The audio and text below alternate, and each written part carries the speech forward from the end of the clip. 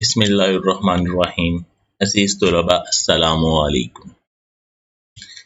अज़ीज़ तलबा, आज हम पढ़ने जा रहे हैं चैप्टर 5 की एक्सरसाइज, और एक्सरसाइज में से आज हम 4 क्वेश्चंस कवर करेंगे। Question number 2, 4, 5 and 6। Smart syllabus के मुताबिक हमारी यही कुछ तरतीब बनती है, तो आइए देखते हैं। क्वेश्चन नंबर 2 है एमसीक्यूज पे मुश्तमिल। इसमें पहला सवाल है लेफ्ट पाकिस्तान 3। तो अब इसमें थोड़ी सी कंफ्यूजन है, ये दो मैंने इसलिए हाईलाइट किए हैं कि आप यहाँ पे देखिए, अगर तो ये सिंगल कोटेशन की बजाय यहाँ पे डबल कोटेशन ऐसे लगे होते तो फिर हमने 3 लफ्ज गिन लेने थे, PAK। अब चूंकि यहाँ पे एक सिंगल कोटेशन दे दी गई है तो इसका मतलब है सिंगल कोटेशन को भी आपने गिनना है।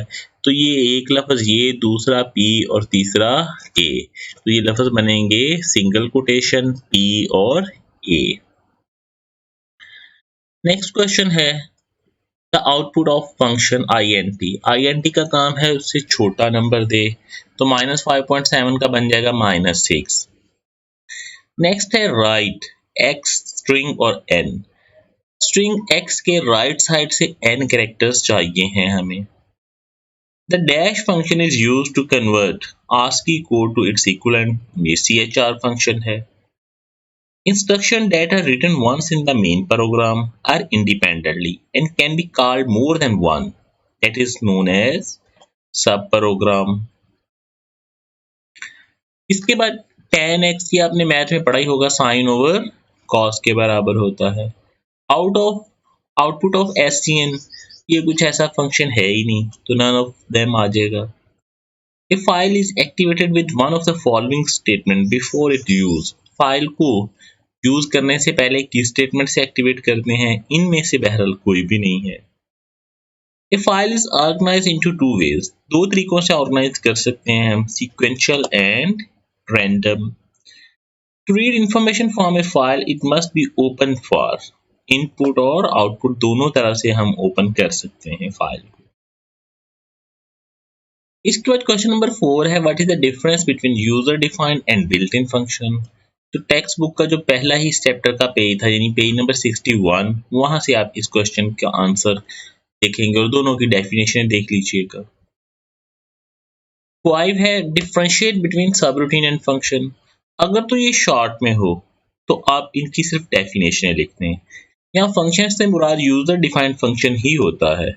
अगर लॉन्ग में हो तो 2-3 और फर्क लिखते हैं। मसलन पहले नंबर पे तो आप डेफिनेशन लिखते हैं कि function is written and specified by the programmer to accomplish a particular task.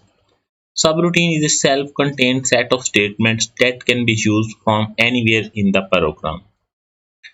Function contain only a single line, ये सिर्फ एक लाइन पे मुश्तमिल होगा।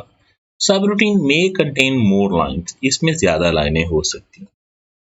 Each function have a name, her function का नेम लाजमी दिया जाता है। Subroutine is not given a name, subroutine को कोई नाम नहीं देते। In function arguments are used with name, function में आर्गुमेंट्स इस्तेमाल करते हैं। There is no need of arguments in subroutine, subroutine में कोई आर्गुमेंट्स नहीं होते। क्वेश्चन 6 है describe the use of go sub return. गो सब और रिटर्न का यूज लिखें, तो आप इनकी सिर्फ डेफिनेशन ही लिख डालनी है कि go sub is used to transfer control to subroutine. Go sub क्या करेगी, कंट्रोल को ट्रांसफर करेगी मेन प्रोग्राम से सबरूटीन में, while return is used to transfer control from subroutine to a calling program, जबकि रिटर्न वापस ट्रांसफर कर देगी। तो आज आपके पास इतना ही लेसन है, यही क्वेश्चन आपने याद करने हैं और यही लिखने हैं। अपना ख्याल रखिएगा। अल्लाह हाफिज।